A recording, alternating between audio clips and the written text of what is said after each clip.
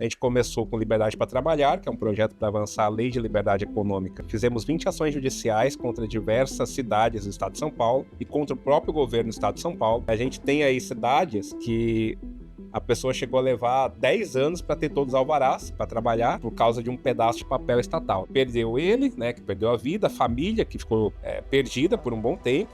Todos os funcionários foram demitidos, a empresa fechou.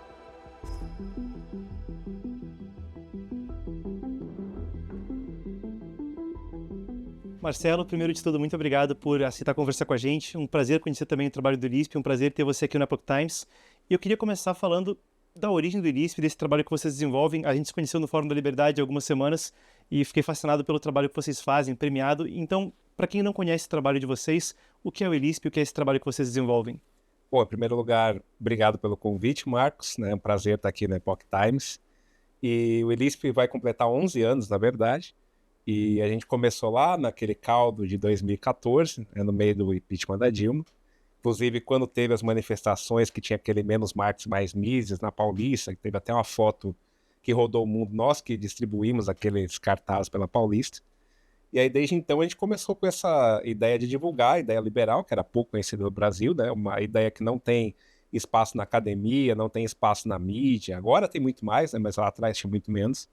E aí a gente teve uma mudança de chave em 2020, 2021, quando a gente deixou de ser somente uma think tank, né, como eles chamam de um centro de pesquisa de ideias, e passou a ser muito mais um do tank. Então a gente começou a ter projetos práticos para realmente mudar as coisas com base nos princípios liberais. Então a gente começou com Liberdade para Trabalhar, que é um projeto para avançar a lei de liberdade econômica nos estados e municípios. Agora temos um projeto mais recente que é chamado CEP para Todos, que é para fazer CEP digital em favela, e a gente está fazendo isso no Rio de Janeiro, e estamos caminhando para ter outros projetos nessa pegada muito mais prática de realmente trazer um benefício para a vida das pessoas real, né? Não só com as ideias, mas também com projetos que mudem a vida delas para melhor. E essa questão do liberdade para trabalhar, porque muita gente tem muitas críticas sobre a forma como a legislação trabalhista funciona no Brasil, a carga tributária também para os empresários. O que é esse trabalho que vocês fazem em termos de liberdade para trabalhar? E com essa migração que vocês fizeram de um think tank para um do tank, né, para passar a ter ações mais na prática, como vocês identificaram essa área como bom, claro, com ideias liberais, mas como vocês identificaram essa área da liberdade para trabalhar como a primeira coisa a se fazer ou como uma coisa principal a se fazer? Na verdade, nós começamos no meio da pandemia, foi a primeira ideia de fazer algo mais prático, que nós fizemos 20 ações judiciais contra diversas cidades do estado de São Paulo e contra o próprio governo do estado de São Paulo, primeiro no nível municipal, questionando por que eles tinham fechado as escolas por mais de um ano. Então, as escolas já estavam fechadas há um ano, praticamente, quando nós começamos a fazer essas ações judiciais. E aí também fizemos uma contra o estado de São Paulo, para questionar qual era o critério para definir que o restaurante tinha que fechar às 10 da noite. Aí a gente chegou na conclusão ali, até no meio do processo. No meio dos lockdowns, isso que é a época da pandemia? Isso, né? Ali acho que foi o segundo lockdown, pouco antes dos lockdowns, né? Porque o lockdown fechava tudo. Um pouco antes, quando tinha o critério, o restaurante pode funcionar até 10 da noite e tudo mais. E a gente entrou com esse questionamento. Por que 10 da noite? Da onde saiu a ideia de 10 da noite, né? E aí a Procuradoria Estadual até foi a favor de nós entrarmos com o processo, porque a Justiça tem muito a discussão da forma, né, se o Instituto pode entrar ou não, muito antes de discutir o mérito, que era o nosso questionamento. Então a Procuradoria até foi favorável a gente entrar com a ação, ainda que ela discordasse do mérito, né, do nosso argumento. E o juiz falou, não, se você me trouxer algum estudo que mostre isso, né, então o ônus da prova foi inversa. O Estado é que deveria provar qual era o critério para definir 10 da noite, mas o juiz inverteu, falou, não, você tem que provar que isso que você está falando faz sentido. E a gente achou, inclusive, um estudo do Reino Unido, que dizia que fechar às 10, acho que lá era às 11 horas, era pior porque as pessoas iam aglomerar na casa de alguém. E a gente trouxe tudo para o processo, mas o juiz indeferiu, por causa do zeitgeist, por causa do ambiente que tinha naquele momento, porque se o juiz derruba isso, ele vai para a mídia cai matando, então o juiz basicamente indeferiu, como vários municípios também indeferiram. Ainda não foi só em São Paulo isso, ou em outros municípios também. A gente entrou contra o governo estadual e contra 19 municípios aqui do estado de São Paulo, entramos contra o governo do Paraná também, e todas praticamente caíram pela forma, né? Nunca você se discute a forma, né, para evitar discutir o mérito, que foi o que aconteceu. A gente já teve até 3 ações de municípios aqui, que o Ministério Público até foi favorável, realmente para questionar a mesma coisa. O Brasil foi um dos países que demorou mais tempo para reabrir as escolas, que na verdade os sindicatos e professores aproveitaram para tirar um ano de férias. A verdade é essa, né? Eles não queriam retomar. Antes a desculpa que era que não tinha vacina, depois que teve vacina foi, não, mas agora tem que garantir mais vacina, agora tem que garantir a dos alunos, e assim se ficou um ano, mais de um ano sem aula, que inclusive tem estudos recentes que mostram o impacto disso até hoje. Até hoje a educação é impactada por esse um ano que as escolas ficaram fechadas, né?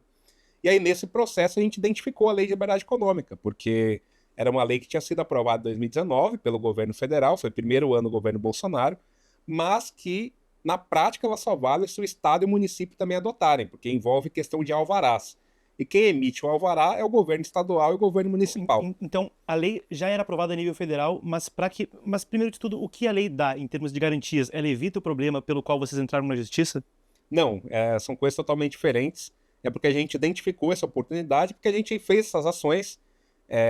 A gente não teve sucesso, né, diretamente, não teve uma ação que prosperou, mas a gente começou a identificar outras formas que a gente poderia continuar esse trabalho depois que a gente achou um trabalho interessante, né? E aí identificamos essa lei, aprovada em 2019, e a parte mais importante da lei é definir atividades de baixo risco. Então, quando ela define de baixo risco, ela diz que a atividade de baixo risco é isenta da necessidade de qualquer ato de liberação, ou seja, do alvará. Só que quem emite o alvará é o governo estadual, que tem diversos órgãos, tem a Vigilância Sanitária, Meio Ambiente, Defesa Agropecuária, Bombeiros, e também o município, que muitas vezes tem os mesmos órgãos, e também tem a questão tributária, às vezes tem a questão da área de obras, porque envolve plano diretor ou envolve código de saneamento. Cada camada é mais burocracia. Exatamente. Então, a gente tem aí cidades que a pessoa chegou a levar 10 anos para ter todos os alvarás para trabalhar. Então, imagina, passou 10 anos ilegal, e aí tem uma série de problemas que se enfrenta, né, que isso gera, inclusive, espaço para corrupção, porque, né, se você cria dificuldade, alguém vende a facilidade depois. Marcelo, antes da gente continuar, só porque é uma história fascinante isso, e tentando entender isso na prática. Então, você já deve ter visto casos, eu até vi você falando no Congresso, numa audiência do Congresso, a respeito de exemplos. Então, que tipo de complicação pode ter, por exemplo, na prática? Porque o Brasil é uma economia de muitos pequenos empreendedores, né? Não é uma economia de mega empresas para muitos brasileiros. Na prática, como isso afeta a vida do sujeito? 99% dos empregos são gerados por pequenas e médias empresas no Brasil. Então, é uma economia do pequeno empresário. É um dado do Sebrae, inclusive. Então, a gente tem 3 casos. Um, inclusive, foi o que inspirou o projeto, que era do João da Quejeira, era um trabalhador, empresário, né, pequeno empresário de Idealina, interior de Goiás, a cidade de 5 mil habitantes, aquela cidade que a gente fez até a imagem de drone, né, começava aqui e terminava aqui na imagem, né, de tão pequena que era a cidade. Mas ele começou a crescer uma produção de queijos, né, uma queijaria, chegou a ter 10 funcionários, e aí, primeiro chegou a Vigilância Sanitária e falou, não, agora você tem que fazer uma reforma de R$500 mil, tem que colocar banheiro, 2 tipos de banheiro, fazer toda a parte ali externa, colocar cimento e tudo mais. Ele até pegou empréstimo do banco para começar a fazer essa reforma, e depois 6 meses veio a Vigilância Sanitária de novo, porque ele não tinha uma licença específica do agro, que é o CIF. Então você tem que ter um selinho, que na verdade é puro protecionismo, porque ele estava em Goiás, queria vender em São Paulo. Então, para você vender de um estado para o outro, tem que ter esse selinho. Só que o queijo estava perfeito, estava maravilhoso, não tinha problema nenhum. Era questão de uma licencinha que ele não tinha. E aí que muitos fazem para conseguir vender seu produto, porque o grande mercado para produto agropecuário é o estado de São Paulo. Você produz e embala faz a parceria com outra empresa e embala com outra embalagem, né, para essa empresa, e essa empresa que já tem o CIF, ela vende. Que é o que acontece em várias outras áreas, não é só a área agropecuária, várias empresas fazem isso, inclusive produto da China, né? Você bota lá a etiqueta da empresa, mas o produto é da China. E aí chegou a Vigilância Sanitária e falou, não, você não tem essa pequena licença, confiscou toda a produção dele, dava uns R$40 mil, então deu 4 carros 4x4. Uma cidade pequena, uma isso também cidade outra pequena, proporção, né? Cidade pequenininha, né? E a gente até falou com a Polícia Civil, né? O responsável pela Polícia Civil lá, falou até que o João, que era o nome desse empresário, era até cotado para ser o próximo prefeito, porque ele também era pastor da Assembleia de Deus da cidade, então é um cara muito bem quisto, né? Ajudava, inclusive, as pessoas. Às vezes chegava gente de fora lá, que queria trabalhar, ele falava, não, tá aí, compra uma vaca e depois me vende a produção, né? Ele financiava o cara. E aí um belo dia chegou a Vigilância Sanitária, prendeu toda a produção dele, E a gente foi falar com o filho dele, né? E o filho dele bastante emocionado, porque a história aconteceu há alguns anos, mas ainda mexe com ele, né?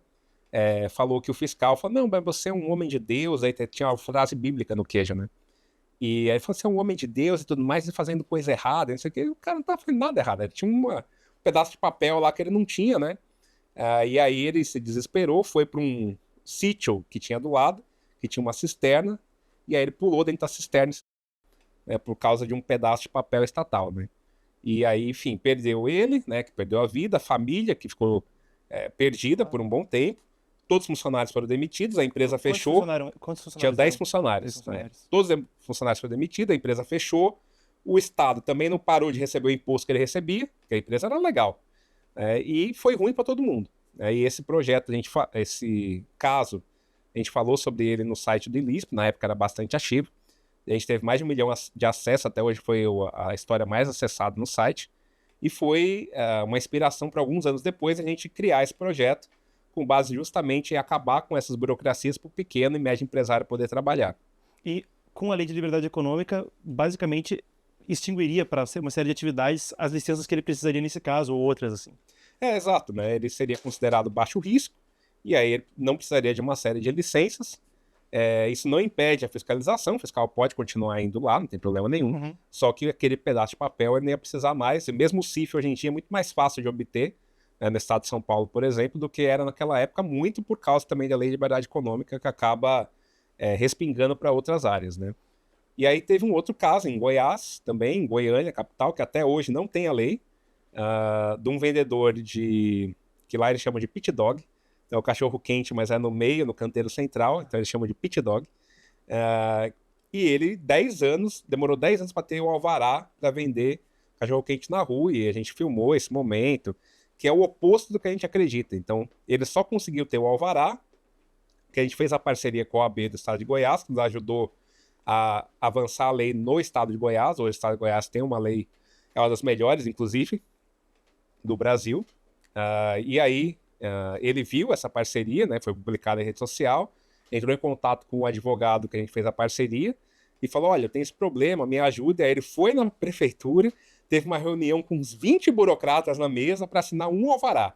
E aí o cara emocionado, olha, depois de 10 anos, finalmente conseguiu um alvará. Mas, Marcelo, também é uma loucura por outro lado, porque esse é um trabalho que ele podia estar prosperando, podia estar desenvolvendo a economia familiar do bairro, do país, e tá lá, porque o trabalho dele vira correr atrás de papel, né?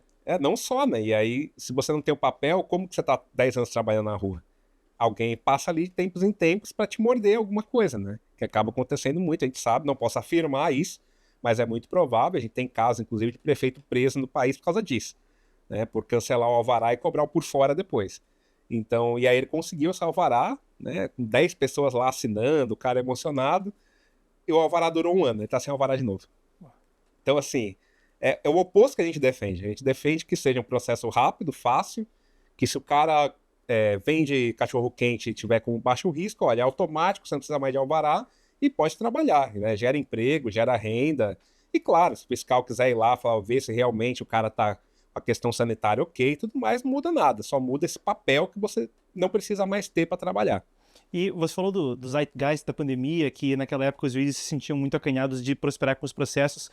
Com o trabalho que vocês fazem com a Lei de Liberdade Econômica, como é que foi a receptividade? Existe, porque você falou que isso, claro, pode envolver questão de corrupção, gente que recebe por fora, então deve ser muito difícil também conseguir que os municípios, ainda mais interior, etc., adotem isso. Como é que foi a receptividade dos estados, dos municípios, quando vocês vão fazer esse trabalho? É um trabalho que tem crescido ao longo do tempo. O projeto vai completar 3 anos agora, né? Na verdade, um pouco mais, porque a gente começou antes com um background de pesquisar quais são os estados e municípios que têm a lei e os que não têm. Não tinha uma base de dados única para isso, hoje tem, que é a nossa. Né? Os dados são todos públicos, ficam no site do projeto, que é liberdadeparatrabalhar.com.br. Então lá estão todas as informações, as mesmas informações que nós temos, qualquer um consegue acessar e ter pelo site, né? Mas na época não tinha. Então primeiro a gente começou um trabalho de levantar essa informação dos municípios. Então o Brasil tem 5.570 municípios, então é trabalho pra caramba. E muito município até hoje não tem diário oficial publicado na internet. Teve casos que a gente teve que mandar alguém na cidade para conseguir pegar a lei, literalmente, física. Então a gente começou com esse trabalho.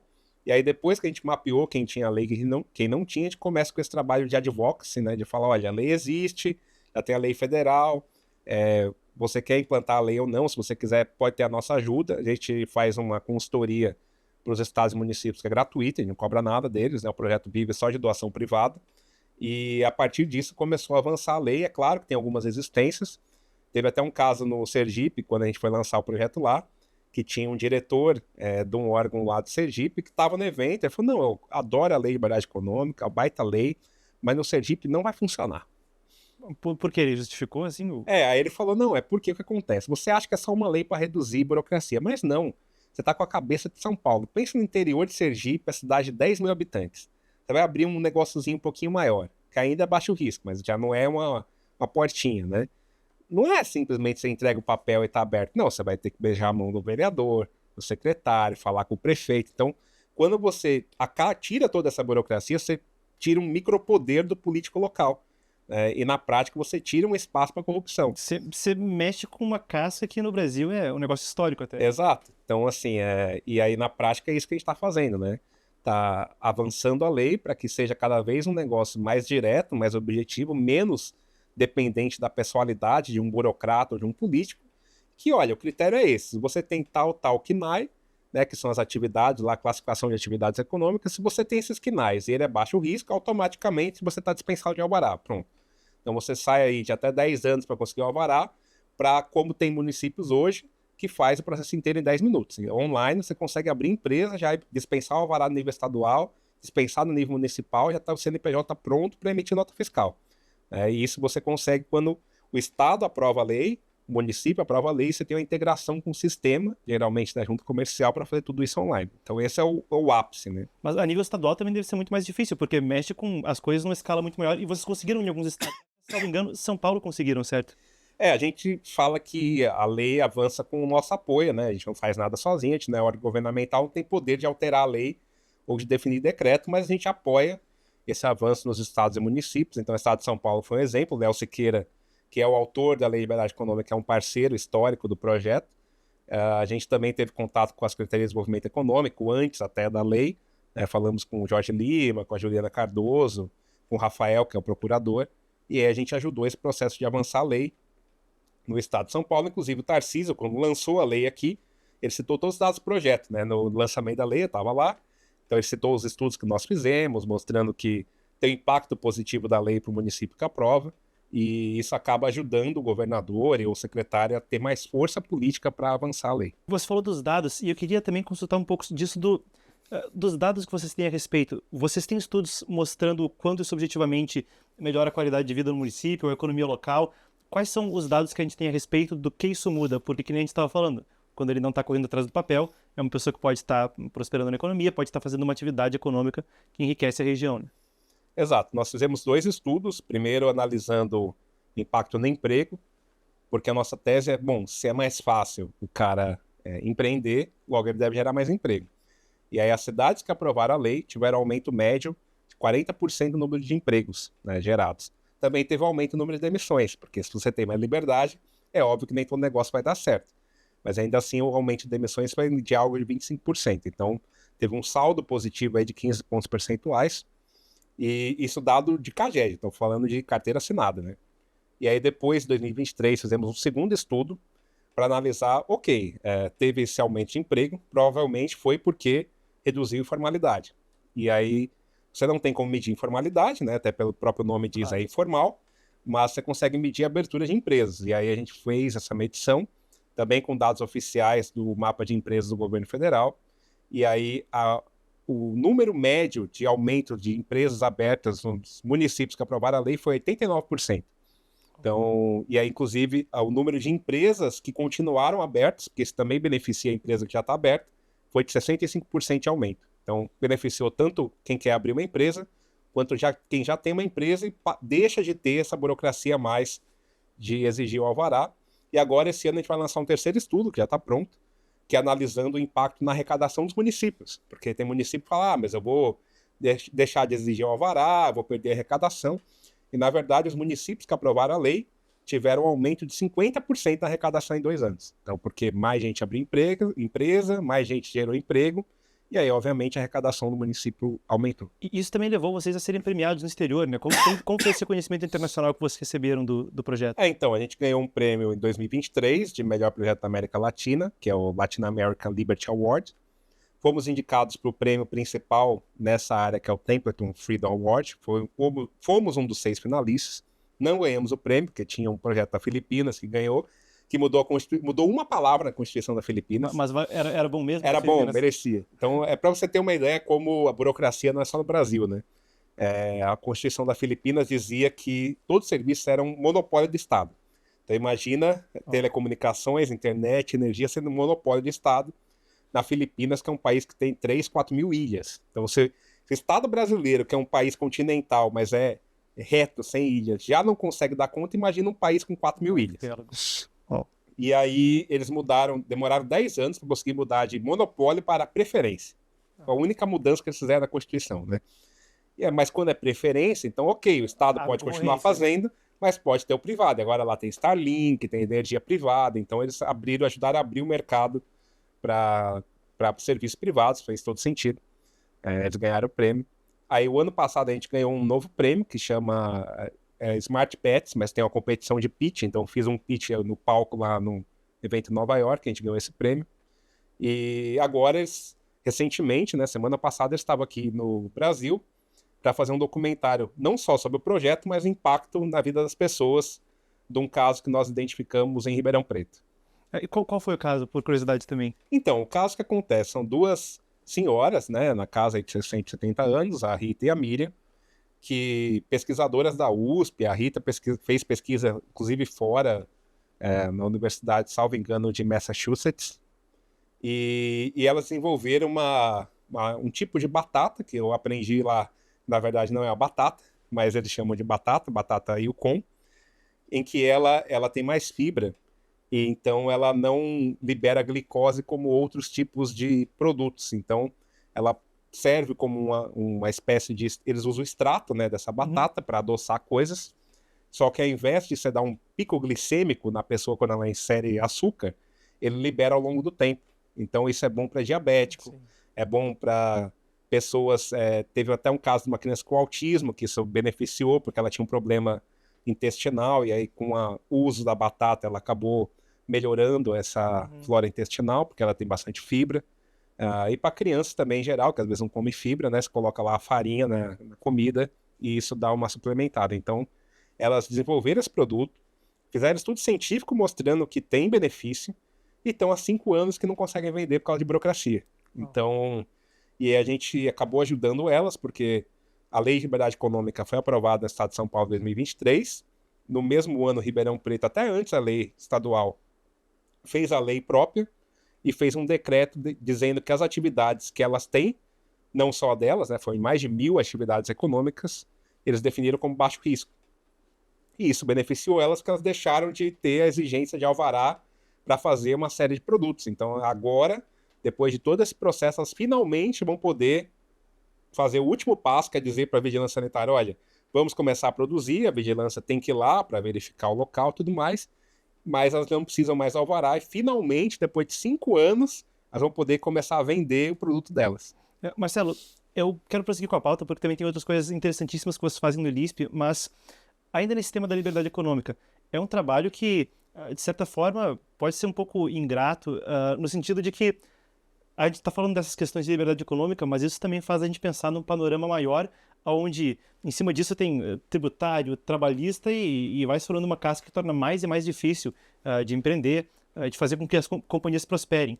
Então, da tua perspectiva pessoal, saindo do think tank para o do think, saindo do pensamento para a ação, não dá um sentimento para ti pessoalmente de que está secando gelo, de que essas ações, por mais eficientes que sejam, também dão a magnitude de que tem um problema muito difícil de enfrentar? E como é que é para ti enfrentar essa questão? É que tem uma questão, né? Quem luta contra várias coisas não luta contra nenhuma, né? Então, a gente tem uma equipe pequena. Hoje, felizmente, graças a doações que a gente recebe, a gente consegue ter toda uma equipe paga.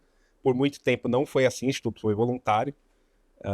E a gente escolheu essa questão porque, apesar de parecer ser apenas uma questão, como eu disse, tem 5.570 municípios. Eu tenho uma equipe ligando para município, né, para perguntar, olha, se tem a lei ou não, vamos ajudar vocês e tudo mais. Então, é um trabalho por si muito grande. E a gente vê esse impacto, né? A gente vê que, apesar de o nosso trabalho na prática ser deixar a burocracia invisível, o que deixa mais difícil, né? Você conseguir casos ali de como as pessoas foram beneficiadas, a gente consegue encontrar essas pessoas que realmente foram beneficiadas, como a Rita e a Miriam, que finalmente agora vão poder vender o produto delas.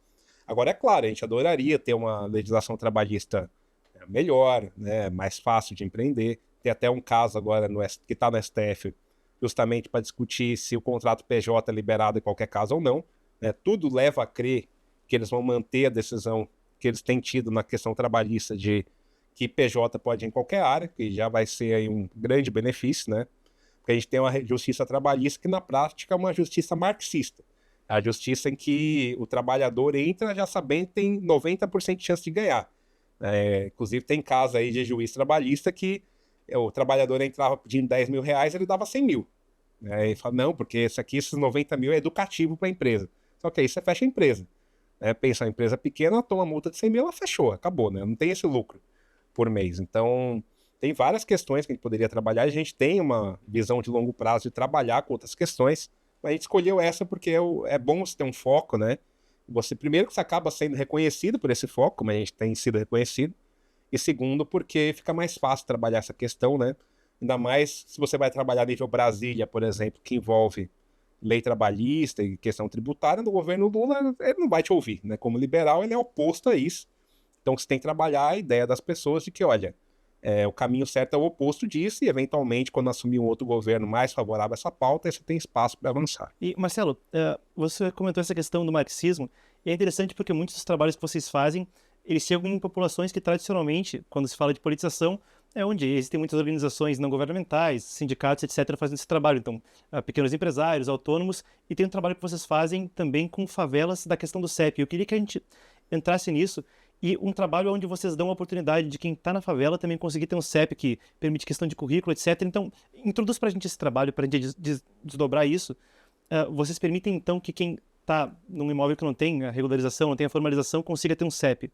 Como é que é isso? Então, a gente pensando nessa lógica de fazer projetos que beneficiem a vida das pessoas, a gente pensou no segundo projeto, que a gente chama de CEP para Todos, que faz com que a pessoa que mora na favela tenha um CEP digital. Então, o que é isso? E esse mais recente também? É mais recente, começamos o ano passado. A gente começou com um piloto, porque a gente falou para os potenciais doadores, falou, olha, a gente nunca fez isso, não é nossa área, a gente pode fazer um piloto, pode dar errado, mas se você quiser financiar, ok. E a gente conseguiu esse fund inicial e demoramos aí uns 6 meses para achar a metodologia que ficasse redonda, mas depois que a gente encontrou, avançou muito rápido. Então, hoje a gente já fez 2 favelas no Rio, chegamos a 5.096 casas, que dá mais ou menos aí umas 20 mil pessoas beneficiadas. E esse CEP digital basicamente é o quê? Você tem que ter uma pessoa, né, uma equipe no caso, que a gente contrata direto na própria favela, que vai de casa em casa para marcar no mapa. Tem uma versão do Google Maps chamada My Map, você consegue criar o seu próprio mapa. Então ele marca de casa em casa um PIN, né, dizendo, ó, essa casa está aqui, essa casa está aqui, bota uma observação para a gente saber, né, se a casa é amarela, porque a identificação na favela é tipo, ó, tá ali na casa amarela do lado da laranja, é assim que as pessoas se identificam, né? E aí depois que você marca todos os pins da favela, você consegue, com uma tecnologia do Google, que é open source, chamada Plus Codes, ela converte essa latitude e longitude num código de 13 dígitos, que é único para cada casa, sendo que os 4 primeiros é da cidade, então todo mundo tem o mesmo código, os 4 primeiros dígitos, né? Então a gente pega os outros 9 códigos e cria uma placa e dá uma placa para casa de cada um, para ele ter um código único. Então, na prática, ele é melhor que o CEP, porque um CEP é o CEP do bairro, né? Uhum. E o CEP digital não, você consegue identificar cada casa dentro da favela exatamente no mapa. Se você colocar o código no Google Maps, você acha exatamente onde aquela pessoa está na favela. E aí permite que ela possa colocar isso no currículo, numa conta de água, né? Tem algumas favelas que já tem água lá, da Águas do Rio, no caso, né? Uma conta de água, que ela possa pedir um serviço de saúde direto na casa dela, que ela consegue identificar no mapa, que ela possa pedir um delivery, quando o delivery sobe, né? Nem sempre acontece, possa receber encomenda em casa. Então, uma série de benefícios que nós assumimos como algo dado para a gente, porque a gente está aqui numa rua com um CEP, mas que essa pessoa não tem acesso porque ela não tem um código que identifique ela no mapa. Então é isso que a gente dá para ela. Na prática, a gente está dando mais dignidade para essa pessoa, para ela ter o mesmo serviço que quem está ali fora da favela tem. Mas no Brasil, imagino que tenha tido muito desafio para fazer isso, porque é um lugar onde às vezes o Estado não chega, né? Tá sob controle de uma força paralela, organizações criminosas. Quais foram os desafios que vocês enfrentaram para conseguir fazer isso acontecer? Felizmente, a gente consegue falar com a associação de moradores, e aí, via associação, eles conseguem liberar esse trabalho. Então, a gente nunca precisou falar com nenhuma força que estivesse ali, né? E se tivesse que falar para intermediar alguma coisa, a gente seria contra, né? Que eu não vou lidar com crime. Mas, felizmente, a associação consegue fazer esse trabalho, nos ajuda, inclusive, né? A falar com as casas, com os munícipes ali, entre aspas, né? Na prática, é quase a cidade, né? A favela que a gente fez, por exemplo, é do tamanho da cidade de Goiás que eu fui. Então, uma favela num bairro pequeno, né? Então, você acaba ajudando essas pessoas e é benéfico para todo mundo que está ali. Então, a gente não tem muito problema com isso, né? As pessoas entendem que é benéfico para elas e fazem menos oposição. O problema foi antes, né, achar essa metodologia. O Google nos ajudou nisso, inclusive, né, como fazer de casa em casa de uma forma rápida, barata, usando as pessoas da própria comunidade. E agora é captar mais recursos, porque a nossa meta é fazer 100 mil casos. Então, a gente começou com 5 mil, né? E agora a meta é fazer 100 mil. São Paulo, Rio de Janeiro? São Paulo e Rio, a princípio. Mas assim, é aberto. A gente não tem que fazer uma região específica. A gente começou com o Rio, porque a gente achou um parceiro muito bom lá no Rio de Janeiro, que nos ajuda com a parte operacional lá, né? Mas as maiores favelas estão em São Paulo e Rio. Então, para a gente chegar em 100 mil, teria que fazer no mínimo uma no Rio e uma em São Paulo grandes, né? Para chegar nesse número. E, Marcelo, completando o círculo, porque vocês começaram lá atrás com um think tank, né, com questão de pesquisa, e agora fazem essa série de ações na prática. Mas comparando aquele tempo lá atrás, quando vocês começaram ainda de uma forma incipiente, época do impeachment da Dilma, etc., para agora, tinha muito aquele slogan de menos Marx, mais Mises, né, o pensador liberal, claro. E você vê uma mudança do tempo que você tinha lá atrás para esse período onde vocês fizeram essas ações práticas, etc., em termos de mentalidade, seja no seu contato com parlamentares, executivo, judiciário, você vê que houve uma mudança nesse aspecto. E também te pergunto, na população, você acha que o trabalho que vocês fizeram também contribui para mudar culturalmente de alguma forma, com os pequenos empresários ou nas favelas mesmo? O liberdade para trabalhar, por definição, você tem que ser mais pragmático, porque muitas vezes você vai falar com alguém que discorda de você em muita coisa, mas que ele fala, não, eu concordo, acho que tem lei de liberdade econômica mesmo, e acabou. E a gente tem casos de prefeituras de esquerda, governos de esquerda, que implantaram a lei de liberdade econômica. O governo do Piauí, governadora do PT, né? E a gente tem o vídeo da aprovação na Assembleia Legislativa do Piauí, com os deputados do PT defendendo a liberdade econômica.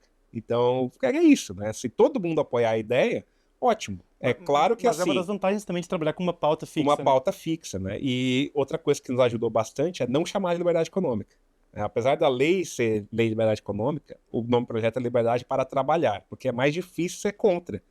Né? Primeiro é mais fácil de explicar, porque você vai explicar a liberdade econômica, as pessoas vão falar do ranking da Heritage, do ranking da Fraser, que tem lá 60 variáveis, que eles reúnem 12 parâmetros. Então leva meia hora só para explicar isso. Agora, liberdade para trabalhar é o quê? Não, você concorda que o cara pode empreender, o cara pequeno, sem precisar de um monte de alvará, de um monte de burocracia, é muito mais fácil das pessoas entenderem, né?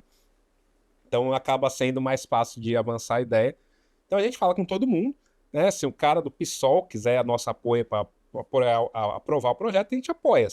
Nunca aconteceu até hoje, mas se aparecer algum... Mas é uma pauta que não é tão política, era uma questão de conseguir fazer com que haja prosperidade econômica, né? Mas a esquerda tende a politizar, né? Porque ele vai falar, não... Aí sempre tem os argumentos, né? Normalmente a resistência maior nem é ideológica, é mais do burocrata que ele sente que ele vai perder um micropoder ali. Que você falou. Então, mas vai... e a segurança dos alimentos, e a segurança das pessoas, e vai ter mais incêndio, porque um dos alvarás é dos bombeiros, né? Que você elimina. Vai ter mais incêndio. Mas e o meio ambiente? Vai afetar o meio ambiente. A lei tem 6 anos, a gente apoiou 8 estados a aprovarem a lei ou a avançarem. Chegamos a 368 municípios que a gente apoiou com parceiros, né? Por exemplo, o governo de Minas é um grande parceiro desde o começo. Nunca tivemos nada, problema nenhum com a lei. Teve uma história em Porto Alegre de uma hospedaria que pegou fogo, tentaram culpar a lei, mas o cara já estava acima do limite da lei, então também não tinha nada a ver com a lei. Então, assim, nenhuma casa pegou fogo a mais por causa disso, ninguém poluiu mais por causa disso, porque ele está falando do pequeno empreendedor. É o cara que faz sapato em casa, costura, que faz pequenos concertos de serviço, ou que tem um comércio pequeno, uma indústria pequena. Eu não estou falando do grande. O grande não afeta ele, né? E muitas vezes alguém que faz isso por subsistência, né? Não é um cara que Exato, está, né, com exatamente. um grande portfólio de investimentos ali do lado, né? E tem, inclusive, um caso curioso em São Luís, que o Ministério Público usou a lei ao contrário, para provocar a prefeitura a aprovar a lei. Que São Luís e Goiânia hoje são as únicas capitais que não têm a lei ainda. Porque São Luís teve um incêndio num cinema há mais ou menos 1 ano e meio atrás, morreram 4 pessoas, salvo engano. E o questionamento do Ministério Público foi esse: peraí, mas você está pedindo alvará para todo mundo, tu não está fiscalizando ninguém, tu não foi no cinema fiscalizar, e aí você quer fiscalizar o cara que faz sapato em casa. Por que você não aprova a lei, elimina esse cara da exigência, porque esse cara não tem risco nenhum para a sociedade, e fiscaliza o cinema? Então a gente também usa esse argumento, às vezes, que também tem o médio risco e o alto risco. Então, quando a empresa é alto risco, aí ela precisa de todo o alvará normal, né? Estamos falando da grande indústria, né? De uma indústria que realmente pode poluir, de um comércio que pode ser muito grande, aí tudo bem. Mas para 99% das empresas não precisariam ter essa exigência, né? Então, o nosso trabalho é justamente em convencer as pessoas de que não precisa. A gente acaba usando muita comparação. Então, o Piauí, lá do governo do PT, acabou ajudando São Paulo a lançar a lei, porque se comparou com o Piauí. Pô, o Piauí fez, São Paulo não fez, né? Mas gera uma competitividade. Gera competitividade. Até funcionário público reclama que a gente está gerando competição entre os estados. A gente fala, não, é isso mesmo, é exatamente isso. Porque também a ideia liberal da livre concorrência. Exato. Né? A gente teve uma reunião esses dias que a funcionária reclamou disso, né? Não, mas eu não acho que tinha que ter essa competição entre os estados, a gente está tentando uniformizar uma regra nacional. Eu falei, não tem que ter regra nacional, é uma república federativa. Se o Piauí quiser fazer mais do que o outro estado, o Piauí pode fazer, qual o problema? Você que tem que correr atrás depois, né? Então a gente tem comparações dos estados, comparações dos municípios, e acaba ajudando a vencer muita resistência, porque a gente nunca é o técnico, o cara que está no meio ambiente, é óbvio que ele entende mais da legislação meioambiental do que nós. Mas a gente entende dos outros estados que também têm a lei. E a gente fala, não, mas esse KNAI aqui, essa atividade que você está falando que é alto risco, São Paulo, Goiás, Minas, Piauí dizem que é baixo risco, então você também consegue. E aí fica difícil o cara falar contra, né? Então a gente usa muito essa questão de comparação e tudo mais. A gente tem um plano de fazer um ranking nacional, não só de lei de liberdade econômica, mas outros aspectos que afetam a vida do empreendedor, né? A questão de cobrança de taxa de alvará. Um ranking, mas com captação de dados para também ter essa... Todos os municípios, só que vai muito mais recurso, muito mais gente, né? Porque para trabalhar uma lei, a gente tem quase 10 pessoas na equipe, imagina para trabalhar 12, 15 ao mesmo tempo, né? Mas a gente tem a meta de ter um grande ranking nacional, que nem tem no mundo isso hoje, né? Um ranking no nível municipal de liberdade para trabalhar. Aí pegaria não só a lei de liberdade econômica, pegaria adesão ao sistema junto comercial, como eu disse, é importante, né? Porque ainda que tenha a lei, o funcionário público na ponta pode falar, mas eu não concordo e eu vou continuar exigindo aqui. Mas se tem um sistema, acabou. Não tem opção, concorda ou não concorda. O sistema já passa automático. Taxa de fiscalização, trabalho de domingo e feriado, que tem a portaria do Ministério Público que quer obrigar sindicato a colocar o sindicato no meio, mas o município também pode dizer, então, aqui no município não precisa de sindicato. Também é, de certa forma, um esforço que inerentemente é anticorrupção, porque vai eliminando pequenos espaços de poder. Isso, exatamente. Vira algo impessoal, né? Nos municípios chegar até o último passo, que a gente chama de balcão único, não tem mais funcionário público envolvido nisso. Se você tem as atividades lá que são baixo risco, e você colocar elas lá, automaticamente você já passou o processo inteiro. Já está dispensado, aparece até no teu registro na Receita Federal, atividade dispensada de alvará. Então não tem que o fiscal questionar, né? Está no próprio papelado da empresa. Então fica muito mais difícil ter esses pequenos espaços de micropoder para criar dificuldade para vender facilidade.